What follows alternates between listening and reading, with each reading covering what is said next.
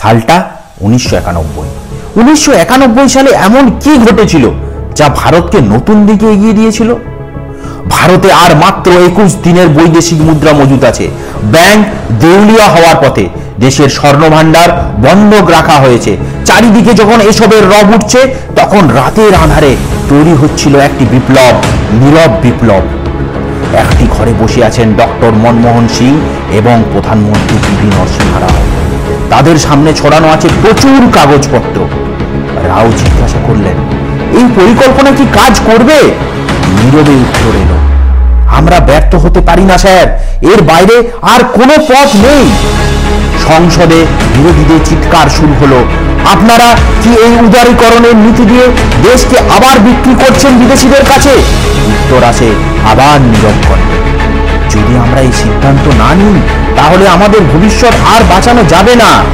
নেওয়া হলো এলপিজি নীতি। একে একে বৈদেশিক বিনিয়োগ শুরু হলো। আস্তে আস্তে ভারত আর্থিকভাবে সচ্ছল হতে শুরু করলো।